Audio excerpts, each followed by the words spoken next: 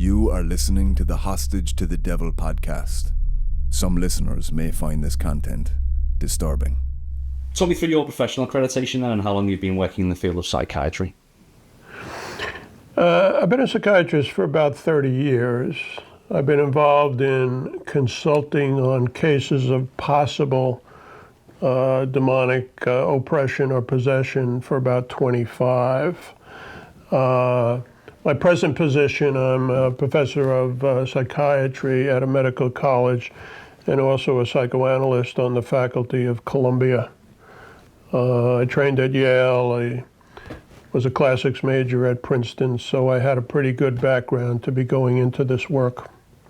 Well, first of all, I never volunteered for anything, but I've had, back 25 years ago, I had a couple of priests, especially a very prominent American exorcist, who asked me to consult on a case. And like all these cases, it was an odd case. Eventually, my role was to confirm that this was not some kind of psychiatric condition. Most people who think they're possessed or oppressed are suffering from a medical illness, and it's usually psychiatric. But then there are these cases, and I have seen scores and scores of cases, hundreds really, which would imply that it's not so rare, but it is rare.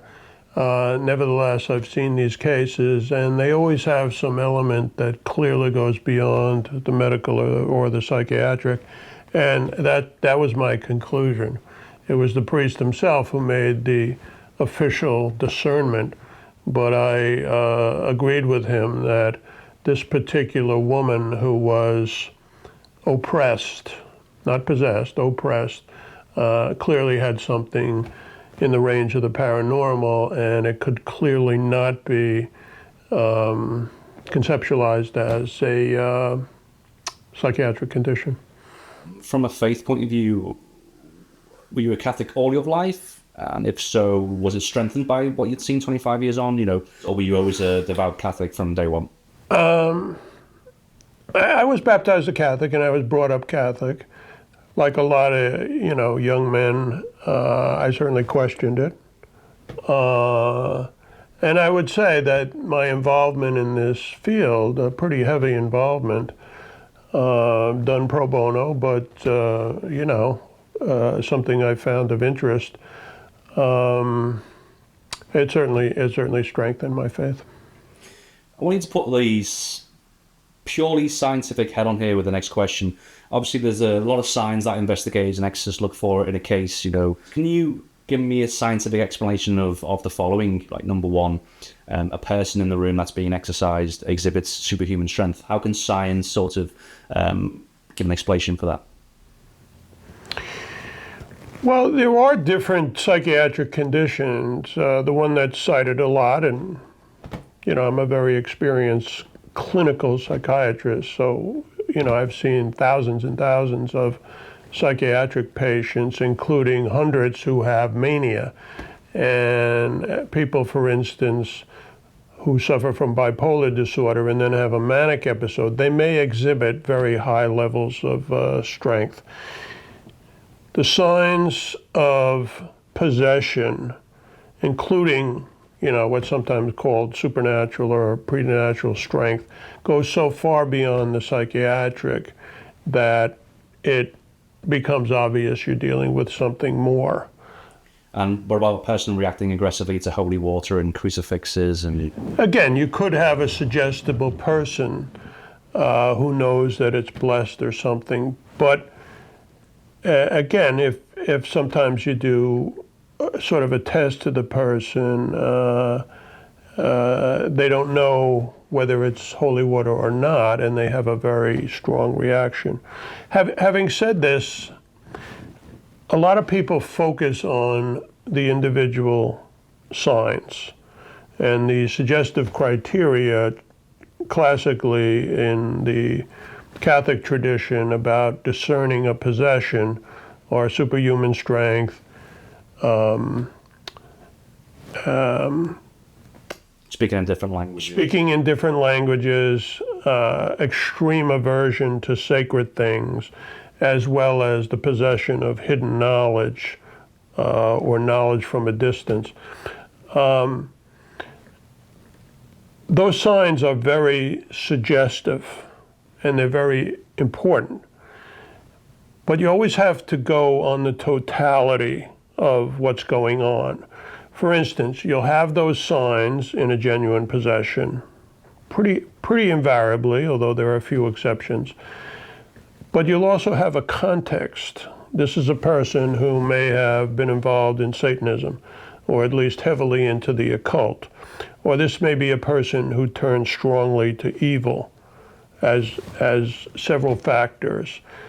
And in addition, there will be such a difference between their presentation, with or without the paranormal signs, that, in my opinion, you normally can easily distinguish it from a psychiatric or medical disorder. But you have to know all the facts.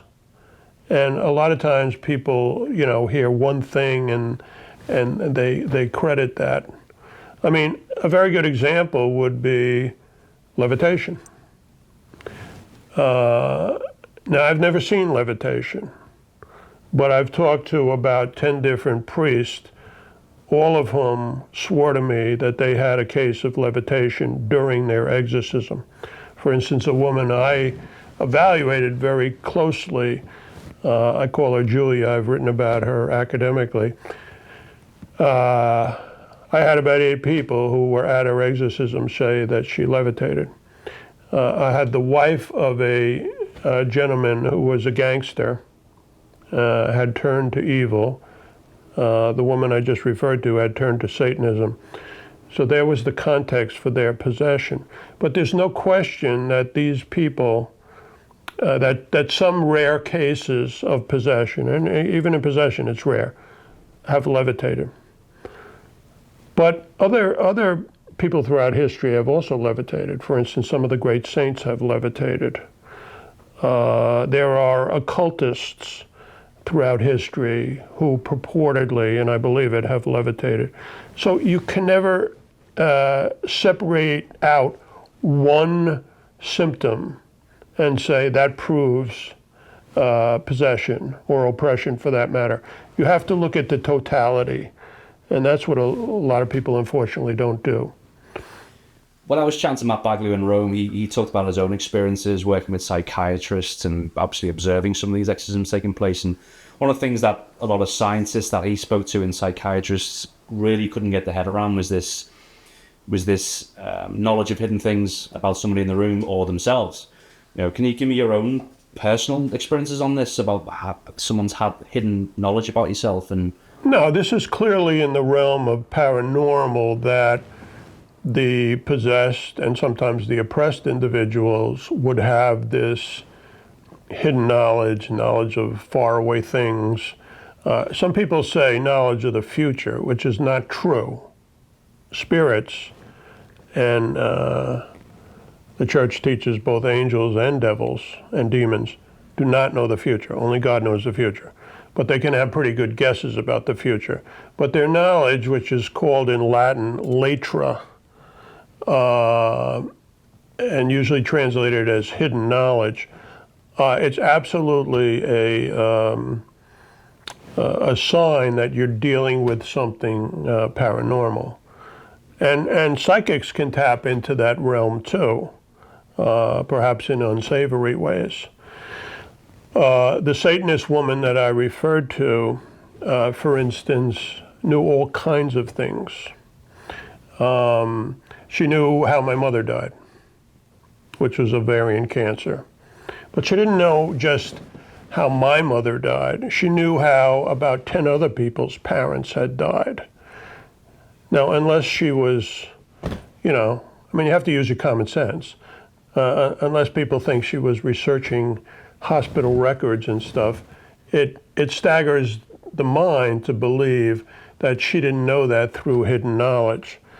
A more dramatic example of her hidden knowledge was She told me once that she had something which the parapsychologists called remote viewing. She could see things at a distance. And she clearly believed it was not some ability of the human mind, but that it was conveyed to her by demonic intelligence. And she said to me once, and I decided to challenge her on it, she said, well, I can see the Exorcist. I said, what are you talking about? You can see the Exorcist right now? She says, yes. Now, I had the guy's cell phone. The chief exorcist on her case, whom she was talking about, was a good friend of mine. So I said, well, describe what he's doing now. She says he's walking along the beach near his house, and he's saying his breviary.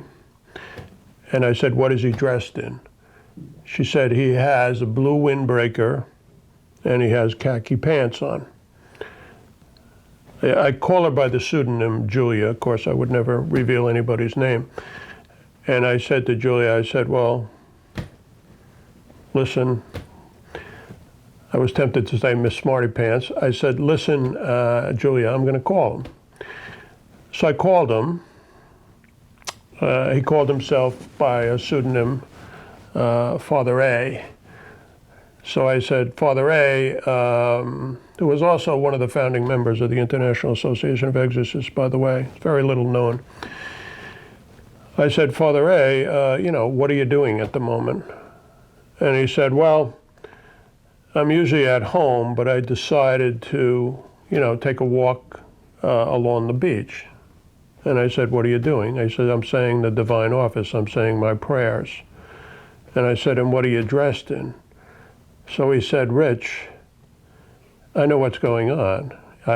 So I said, what? He said, you're talking to Julia, right? And I said, yes, just answer the question. He said, well, I have a windbreaker on and I have my khakis on. He was actually an ex-military guy. And I said, what color is the windbreaker? And he said, blue. And he said to me, I'll bet you she told you all that, right? She's amazing, isn't she? I told you she was amazing. And it was by far the most dramatic case of possession that I've ever encountered. And that even these two experienced exorcists who work with her, it was, in their view, the most flamboyant possession they ever witnessed, and they were incredibly experienced. It's great. Good. Let's get back into the mind of the skeptic then. The science, in general terms, can you list what professional skeptics or scientists, psychiatrists believe that demonic symptoms to be, in generic terms, multiple personality disorder? Can you just sort of list, if someone was to watch this now and go, oh no, it's all baloney, it's got to be multiple personality disorder. Can you just sort of list the possible examples of what a skeptic or scientist would? Well, first of all, skeptical people, in my opinion, have never seen a genuine case. So they just assume there must be some other explanation. And in modern times, and there are other alternative theories too, but in modern times, most skeptics kind of put it in the realm of mental pathology. So they may say, well, this is a psychotic individual who only thinks demons are talking to them or giving them knowledge, and that they have good guesses. Or they're severely personality disordered people, like sociopaths or individuals who suffer from borderline personality, who have a sense of evil inside. Or they may be suggestible or histrionic people who are misled into thinking that, including a subset of the suggestible, which is multiple personality, which is more technically called dissociative identity disorder. Now, I can say unequivocally, I'm a very experienced psychiatrist. I know schizophrenics who think they're attacked by demons. I know people with multiple personality. I've seen over 100 multiple personality cases in my life. It's often thought to be, by the way, an iatrogenic diagnosis, or a diagnosis that is stimulated by people's reading about other cases. So it remains a controversial diagnosis. I'm not saying that there isn't legitimate phenomenology captured by that term, but it's a little bit of a dicey diagnosis to begin with. In any case, when you look at these cases, whether they're psychotic patients, patients with a strong sense of evil inside, or suggestible and dissociative individuals who may be diagnosed as multiple personalities, if you really get to know the case, they are in no way comparable to possessed cases, if you know all the facts. Now, a lot of people don't know all the facts, or they just assume that, well, you know, that must be the explanation of what people are mistaking for a possession. And I say to people, you know, how many psychiatric patients do you know who levitate, who speak foreign languages, you know, who can tell you how 10 people they know, how they died, who can see a priest at a distance? That's what possessed and oppressed people can. I've never met a psychiatrist. I've probably treated or consulted in my life, because I've been a very busy psychiatrist my whole life. I'm a professor of psychiatry. I probably evaluated directly about 25,000 cases. None of these patients had those paranormal powers. In fact, nobody who came into my office as a psychiatric patient did I ever think was possessed. The reason I can talk about these cases, and I've seen many, many cases, but it's because they've been referred to me, actually from all over the world, but especially from all over the United States. And so I'm seeing these rare bunch of people, and they meet the criteria of the Roman ritual for these paranormal or preternatural powers. Medical cases don't, psychiatric cases don't. It's a very distinct, they're two separate, distinct groups. Although you have to have an open mind, and you have to know all the facts.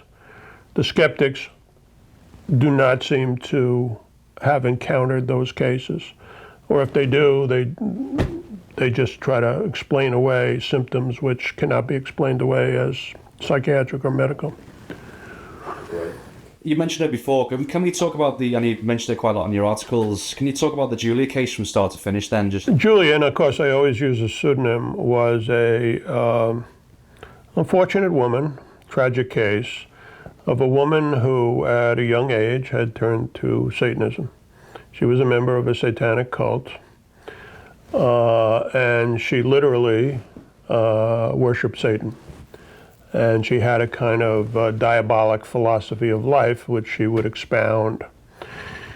In the course of this, not surprisingly, because this is one of the reasons someone would get possessed, I try not to freak out the public, because I say, you know, this is not just all of a sudden going to happen to anybody. You know, there are reasons that possessions happen.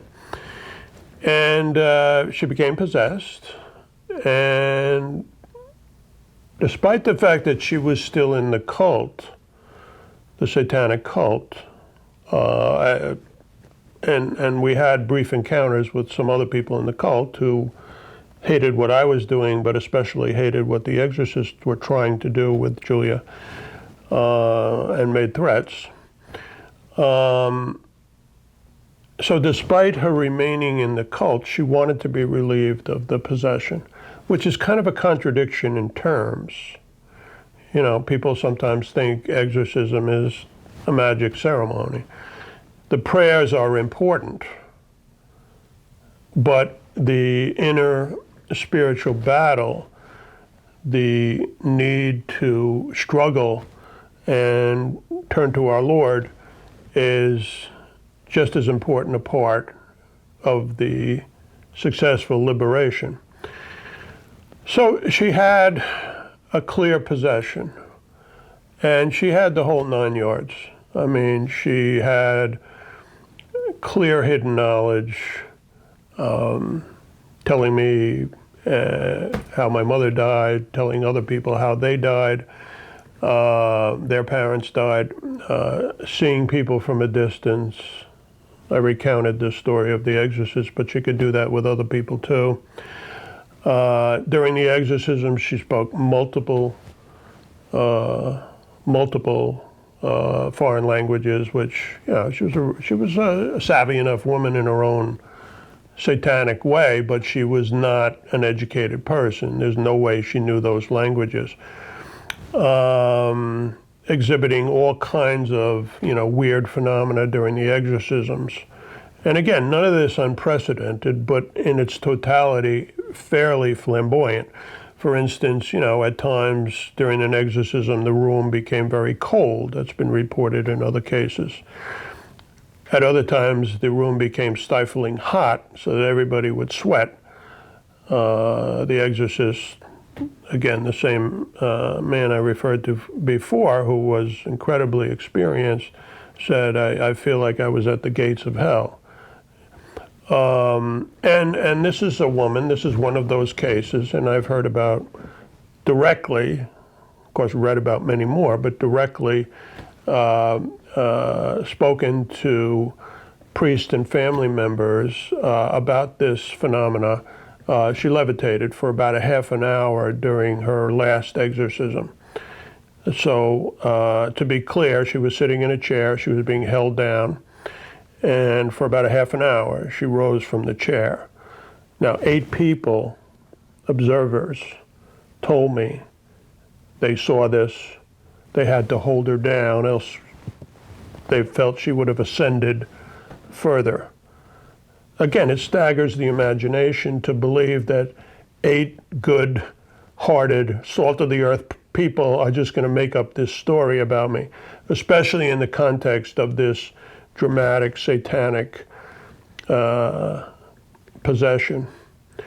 So these are the kinds of things that not only prove she was possessed, but were constantly witnessed by multiple people, and including myself, and certain of the paranormal features. So people always ask me, well, what happened to Julia? Well, it wasn't surprising, since she refused to leave the cult, that she was never delivered. I think it was a tragic case because I think she was basically afraid to leave the cult. I think she was afraid that she would be harmed. In addition, the cult had been her world. She said to me at one point, one of the reasons I'm in the cult is because I love the powers I have. Another reason is the sex. And she said, anybody who doesn't think satanic cults are full of sex doesn't know what they're talking about. Be that as it may, she was afraid to leave the cult. It was a kind of substitute family for her, and she never wound up doing that. And not surprisingly, she was not delivered. And eventually, we were told, she told me that she was dying. Was there a time when you were on the phone with the Exorcist and you heard the demonic voice come through?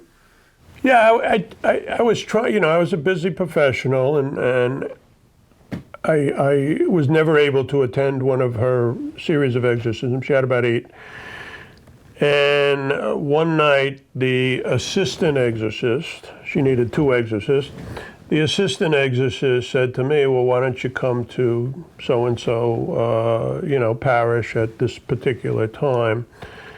And while I was talking on the phone with him, these were landlines, a voice came in over the phone saying, I told you, you effing priest, leave her alone, she's ours. Which sounded exactly like the voice that came out of her at a time when she was sitting in the back seat of a car while I was going through the evaluation process with her. And so I said to the exorcist, gosh, did you hear that? And he said, yes. He said, in a incredibly dramatic possession, such as this of a Satanist, these things can happen. Now, she wasn't just a Satanist. She was the high priestess of a satanic group. I don't want to go into details. She was also a breeder for the group. So she had attained a very high status. And I'm sure the demonic world did not want to let her go. Obviously, you can keep names out of this, but how do you become involved with the International Association of Exorcists, and what was that experience like to be involved in? Again, everything I've done, I've been asked to do. So I was asked by 2 American priests who were, at the time, there weren't that many American exorcists. So these guys would travel all over the country. Sometimes I would go with them, and that's why I saw so many cases. Now there are many more exorcists, and they're usually confined to their diocese. So an individual exorcist even would see much less cases than these 2 gentlemen with me were accustomed to evaluating. So they, especially Father A, was very instrumental in getting together with a group of exorcists around the world, which included Father Gabriel Amorth from Rome, in founding this organization.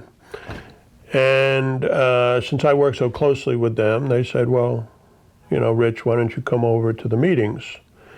And a few years later, for a brief period of time, I was on the governing board as a scientific advisor. This is with a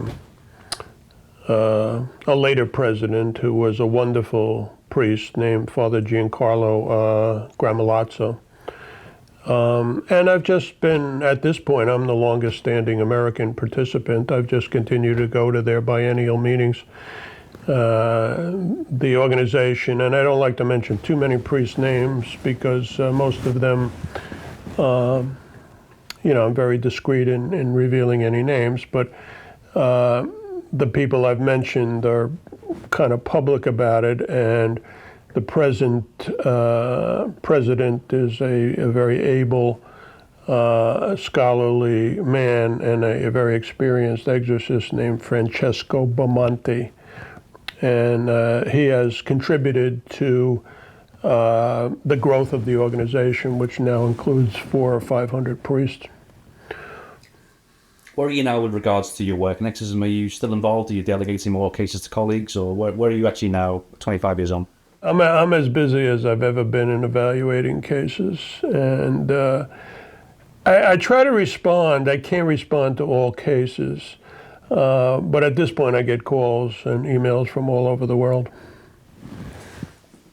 This might be hard to answer, but if I give it a sort of percentage or maybe a ratio, how many of the demonic possession and oppression cases that were deferred to you were actually legitimate cases from a percentage point of view? It's quite hard to answer. You can't really talk about percentages easily because it depends on who's referring you the cases. For instance, I've mentioned that I've evaluated as a professional, having nothing to do with this field, about 25,000 cases. Psychiatric cases. None of them were possessed. On the other hand, of the cases that I'm referred from knowledgeable clergy, and I've worked with clergy of many different faiths. I mean, certainly Catholic, but Protestant, Hindu practitioners, imams, rabbis. I prefer to get referrals from clergy because then I expect that there'll be some kind of spiritual follow-up and support. Plus, because they're referred by clergy, they've been screened a bit. So of those cases referred by clergy, the percentage who have something diabolic, either possession or much more commonly oppression, is actually fairly high because they've already been screened. So as a whole, I mean, given how many people I know in this field and that I've attended the international meeting, of course I've heard of hundreds of possessions and probably a couple of thousand oppressions. Myself, I've evaluated. I mean, these are people that I've evaluated in person. I've certainly evaluated I've kind of stopped counting, over 100 cases of clear-cut possession, and at least several hundred cases of clear-cut oppression. That can give the impression that I'm seeing these people everywhere, and that's misleading. First of all, I've been in this field for a long time, so that's the main reason I've seen these cases referred from legitimate sources. But I would have to conclude that these are still very rare phenomena.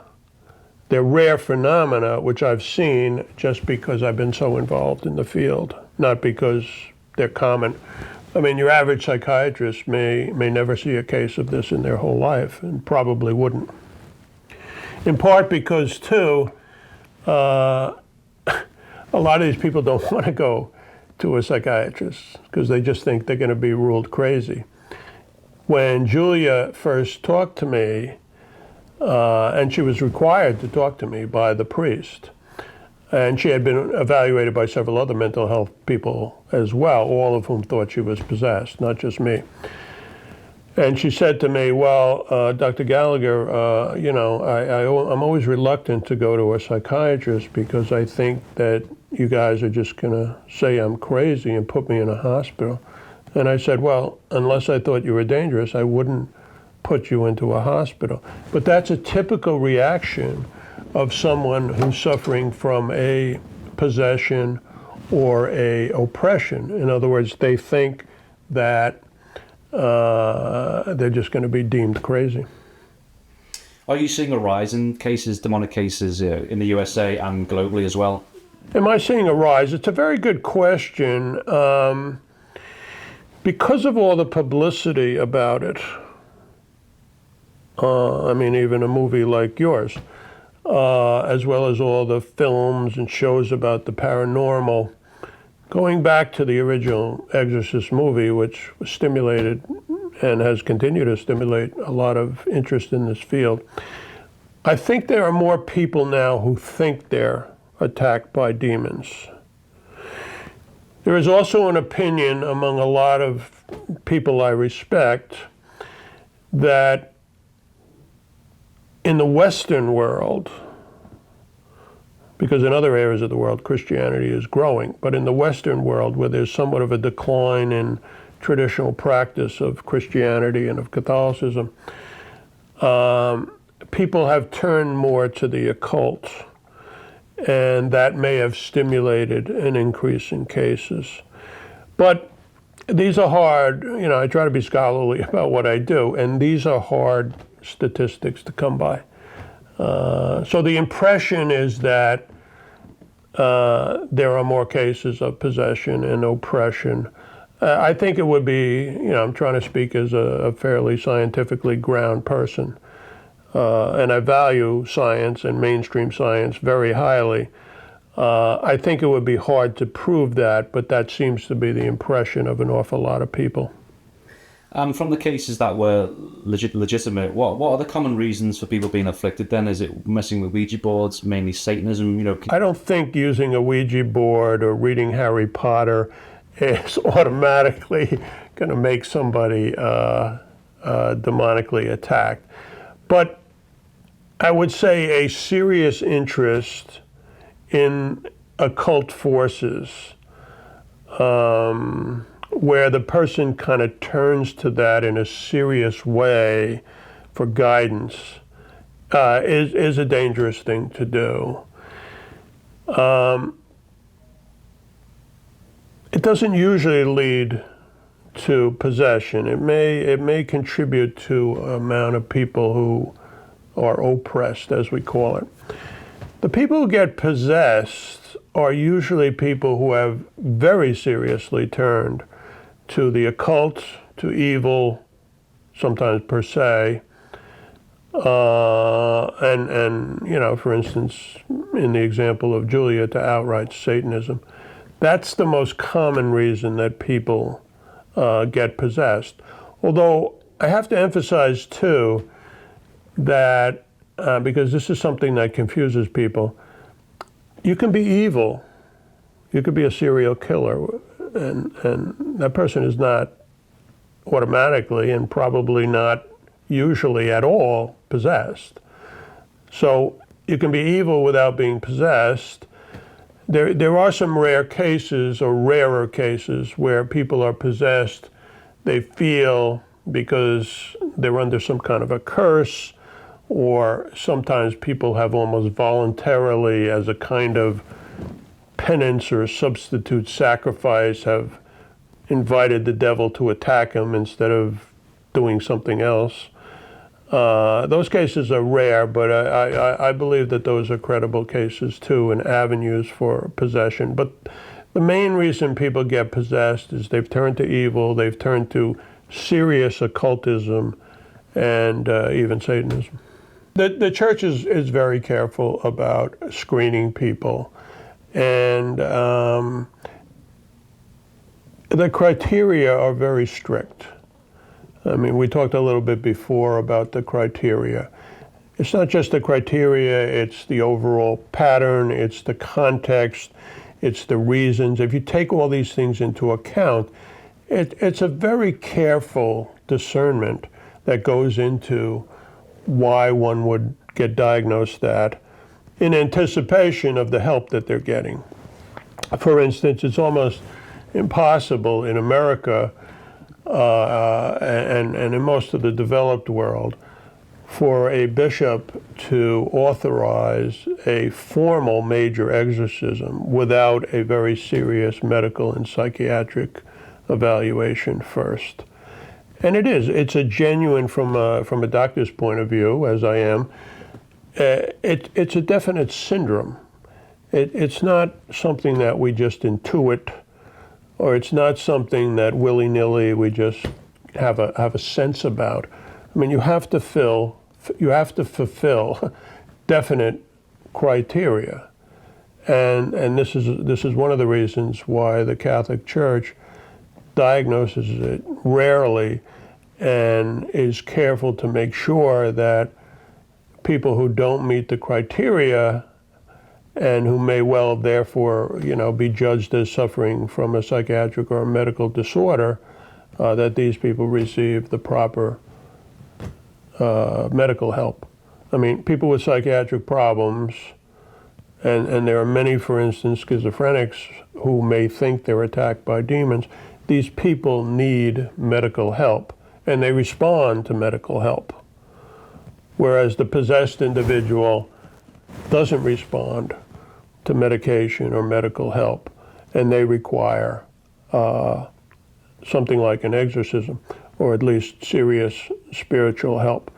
A person with a spiritual problem requires a spiritual remedy. So the priest exorcists that you've worked with over 25 years, did you find that they have a sort of a common personality, like a common attribute to being in this field, this ministry? Do you feel like they have to have certain skills themselves and also certain personality to do what they do? I think exorcists have a wide variety of personalities.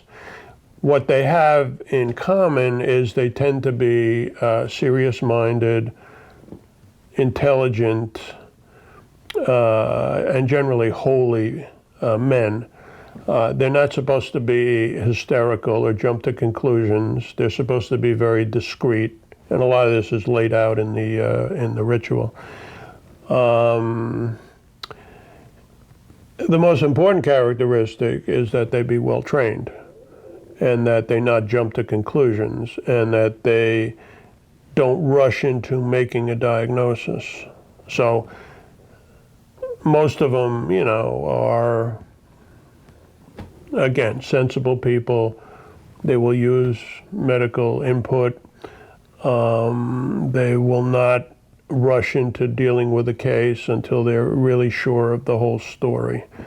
So they tend to be wholly sensible people, in my experience. There may be exceptions, but those are the people that I work with. If I have any questions about the spiritual practitioner, I won't work with that person. So let's talk about Father Malachi Martin then. Tell me about that experience and how many times you've met him, or... Well, I only met Father Martin a couple of times. It was in the context of cases that I would be with one of the priests that I knew and worked with, and that person would bring in Father Martin to consult. I found him erudite. I found him knowledgeable. I thought he was a bit of a character. Maybe I should leave it at that. But I did feel that he certainly was very sincere in trying to help people. I had read his book.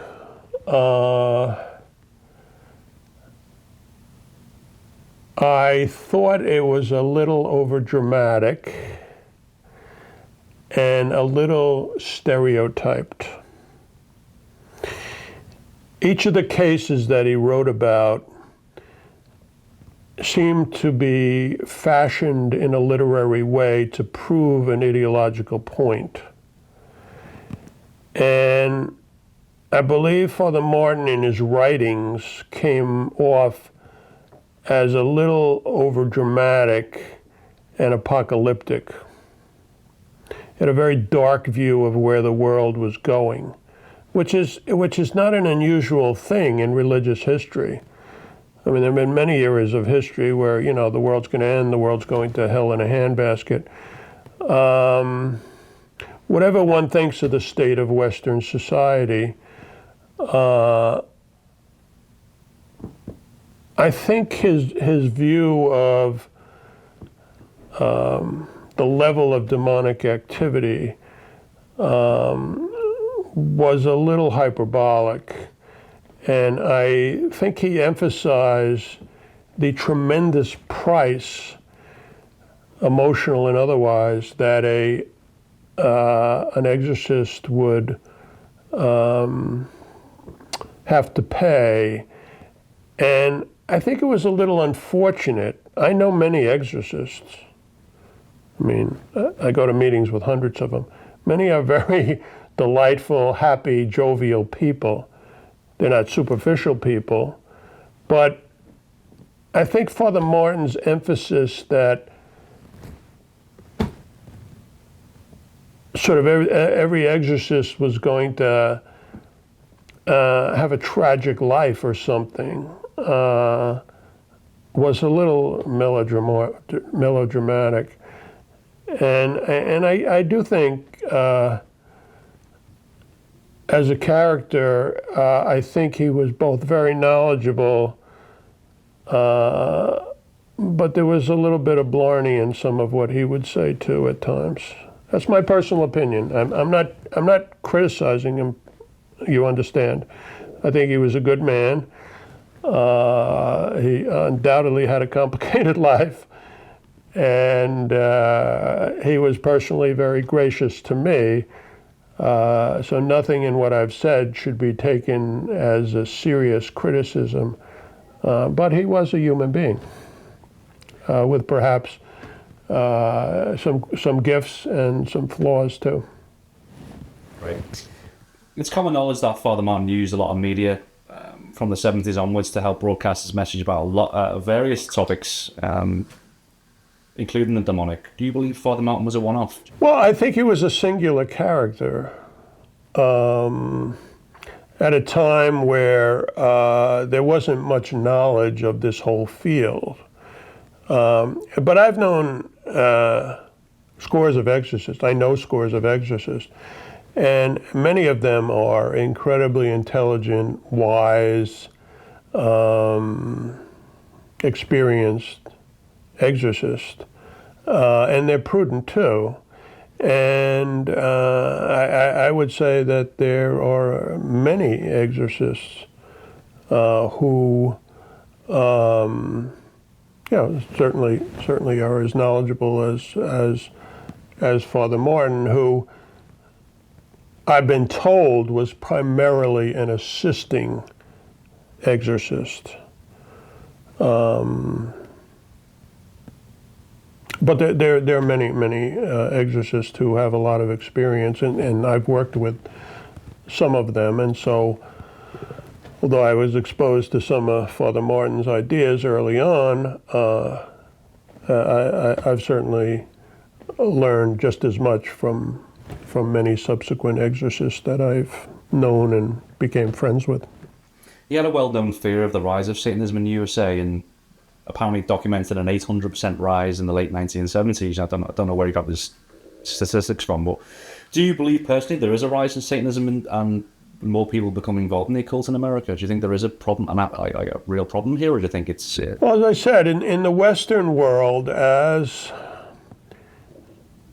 a strong adherence to maybe traditional Christianity diminishes, it's going to be filled with something else.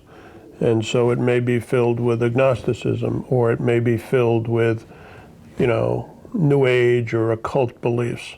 There probably has been a rise in that. Although, again, there is also, and I'll speak as a psychiatrist who has studied memory and recovered memories and this sort of thing, there also at times has been an exaggerated hysteria about Satanism.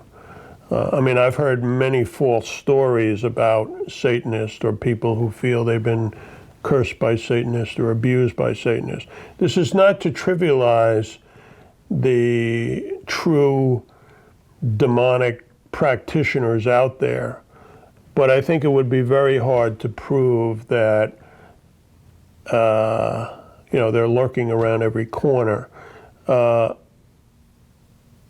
Somebody told me once, and I don't know if this is true, that Father Martin once claimed, and this may not be true because there were always a lot of rumors about his life, some of which I think are not true, although I don't know if they all are,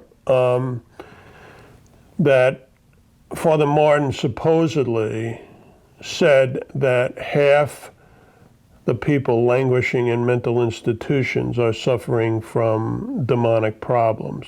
I think that's not only mistaken, I think that's a very imprudent thing to say.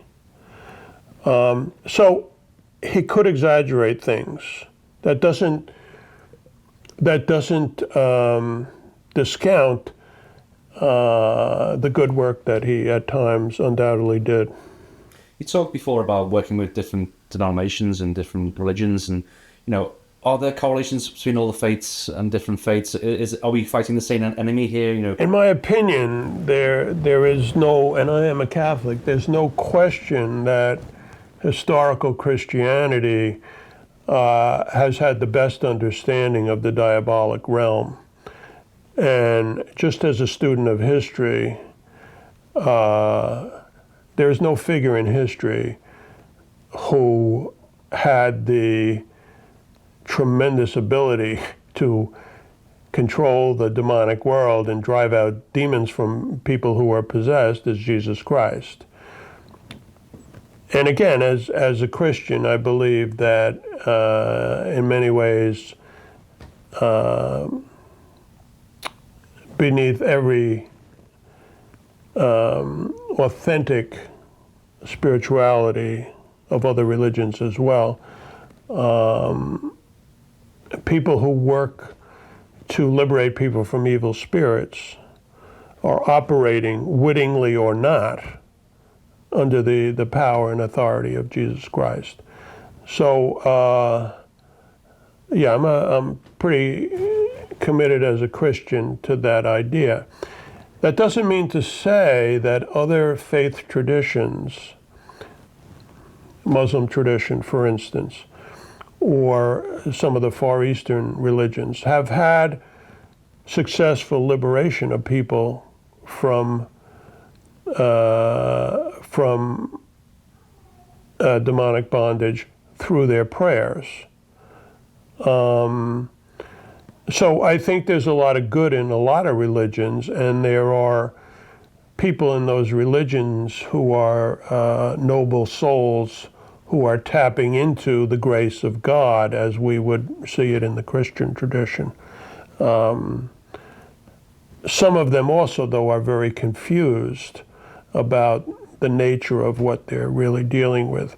An awful lot of religious, spiritual people outside of the Christian orbit, for instance, tend to believe in possession by dead souls.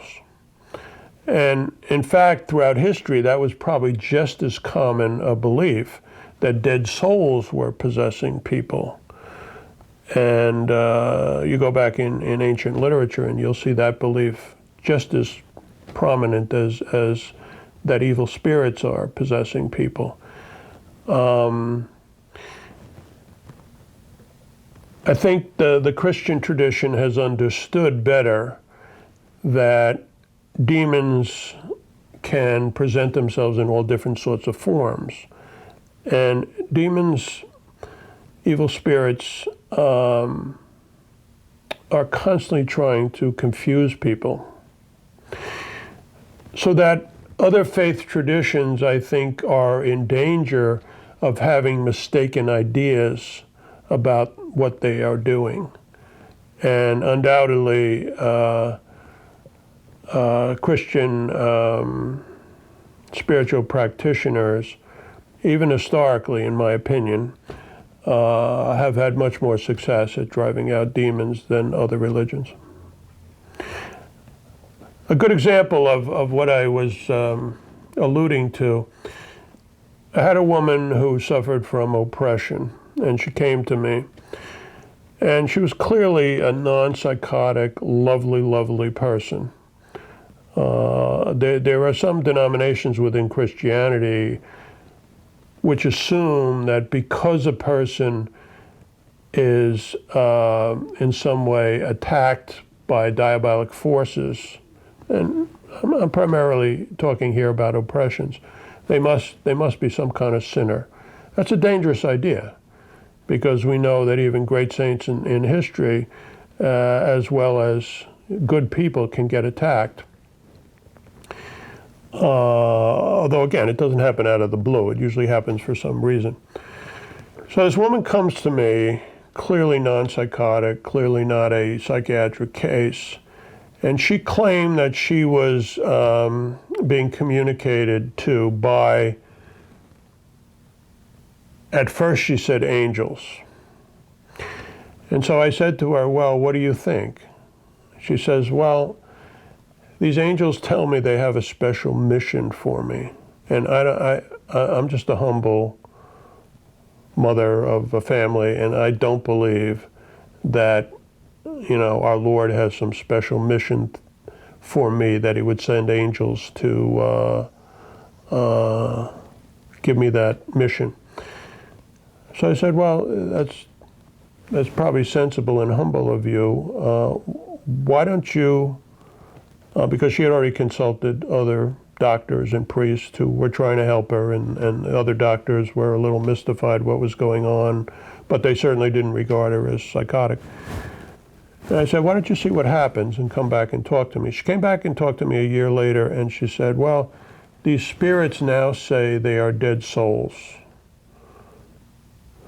And I said, well, what do you believe about that? And she says, well, I don't think that's true Christian belief, so I'm a little skeptical. And again, I said, well, I admire that you have some good sense in this area. Let's see what happens. She came back to me a few weeks later, and she said, they finally, Dr. Gallagher, have revealed who they are. And I said, who are they? She said, well, they've finally been forced to confess as I work with priests in this area, which she was doing, that they're evil spirits. And I found that a very telling story. And it's not the only time I've heard that from people. So these evil spirits will often pretend they're dead souls. I mean, this is whom mediums, for instance, are often thinking that they're in touch with. Or they may present themselves as messengers of God, angels, whatever. And I think that's a very good illustration of that truth. We talked about the demonologist on television that you've seen and investigators.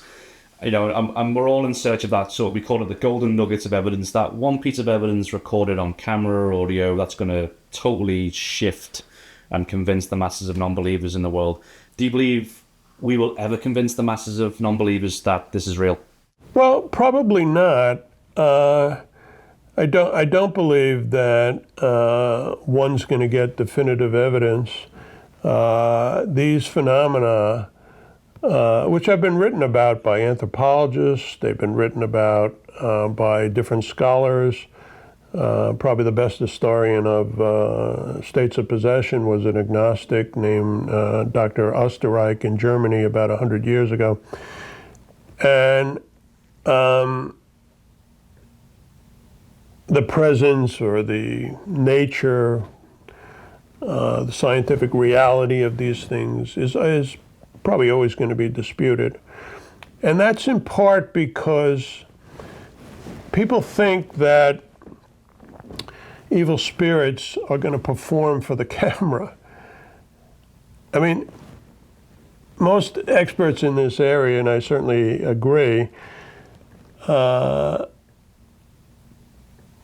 they recognize that these evil spirits, as fallen angels, are probably far more intelligent than we are. In fact, they look down on human beings. There's no doubt in my mind, We're kind of monkeys to them. And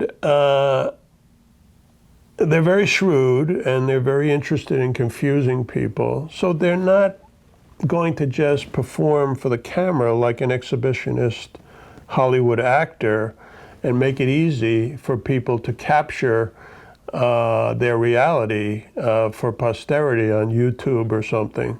Quite the contrary, they want to cause a commotion and confuse people. And they've been trying to confuse people for millennia, even in the pre-Christian era.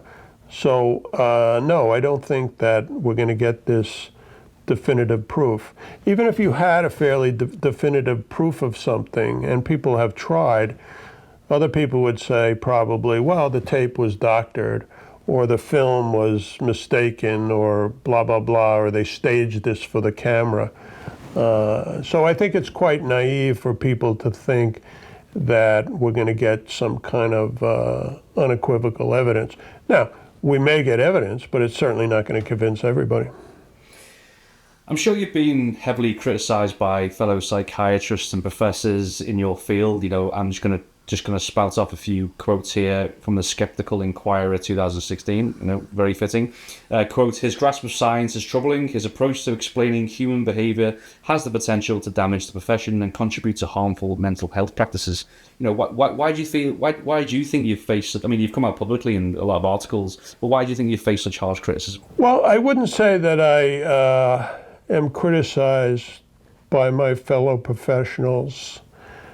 I would say that there are some people who are committed to a kind of dogmatic materialism who question what I'm saying. And they question it, and sometimes they get vitriolic and, in my opinion, adolescent and immature about their criticism.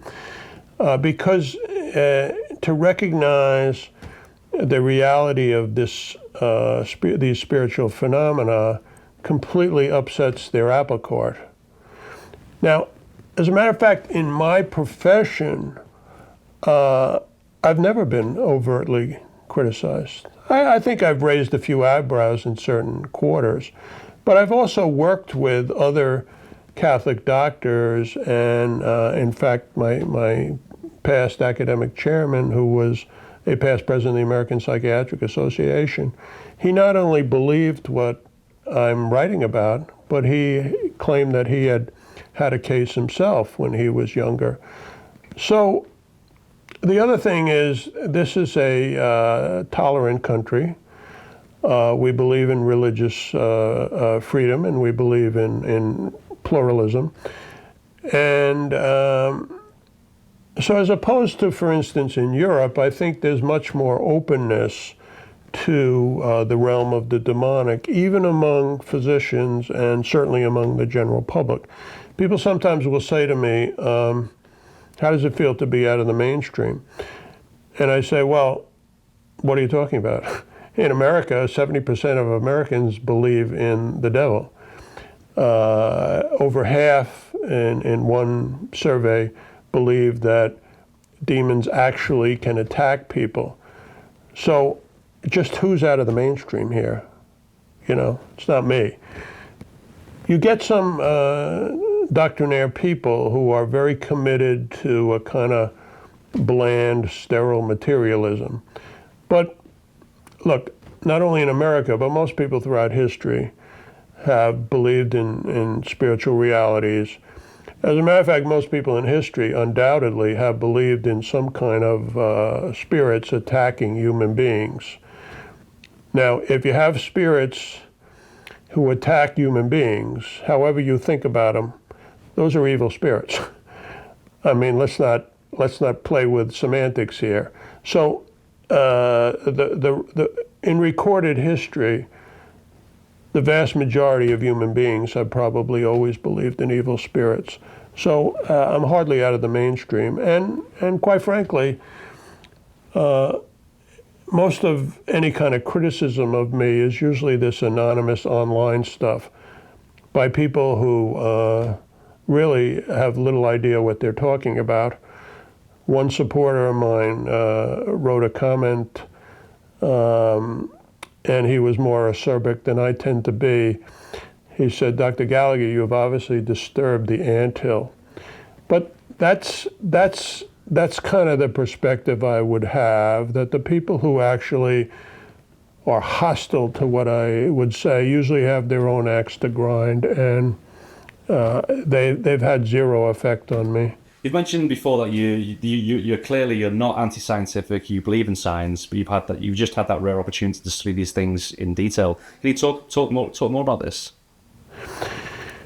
Well, look, science, as we understand the modern term, has made enormous contributions to human welfare, engineering, cosmology, our understanding of the universe. I mean, I believe in the Big Bang. I believe in evolution. When I was in grammar school, I went to a Catholic grammar school, the nuns used to say there's nothing anti-Catholic about beliefs in evolution. So, of course, as a physician, I value science very, very strongly. Now, that doesn't mean that a society can't have a very strong commitment to science as well as religious beliefs. And if you have religious beliefs, you believe in a realm that can't be nailed down by the usual principles of what we call science. When people say science, they're really referring to what's called methodological naturalism. That's the fancy term meaning, science in the modern sense advances by doing experiments and having double-blind studies and this sort of thing. Well, you can't subject evil spirits to that any more than you could subject, God or angels to that. These realms of knowledge are confused if people think that science disproves evil spirits. Of course, it does nothing of the sort. And even the word science, it comes from the Latin scientia. The word science really meant knowledge. And any respectable philosopher of knowledge is going to say there are different ways we understand things. I mean, there's nothing unscientific about belief in devils, in demons. It has a different level of evidence. Some of the evidence is, and primarily historical evidence. When we study something that happened in history, we can't do an experiment on it. Doesn't mean we don't believe in the events of history. We just mean that the way of knowing things is different. Biblical scholarship is a reasonable field to study. We're supposed to study it rigorously. That doesn't mean it's anti-science. John Paul II wrote a famous encyclical called Faith and Reason. He didn't mean, he meant that they're very compatible. You don't throw out your reason for your faith, and you're supposed to use your reason even in realms of complicated philosophical or theological study. So, in my opinion, there's no contradiction. And America is a good example of that. America is a religious country, but it's also a country that turns to science. Now, if you turn away from science and just accept some kind of blind faith in things, well, that's not the Christian ideal. It's certainly not the Catholic ideal. You mentioned on the radio interview that this is not a field for the faint-hearted. Can you talk more about this? You know, is it dangerous to be dabbling in this type of field? I don't really think it's a dangerous thing to get involved in. It's a creepy thing. And again, I'm certainly not setting myself up as some kind of paragon, but you know, you should take care of your spiritual life. You should probably have people praying for you. But I believe strongly I'm on the winning side, and so I don't fear what I get into. You just answered my last question. Are we all doomed, or are we on the winning side? I think you just answered it. Well, I hope most of us are on the winning side. We leave that up to God to decide. I mean, there is clearly at the heart of this whole subject is the matter of free choice and free will. And people can choose to try to follow God as they know him, best they can, or they can reject it. And certain people in history, of course, Hitler, Stalin, whatever, have turned to evil. Criminals, cosmic terrorists, gangsters.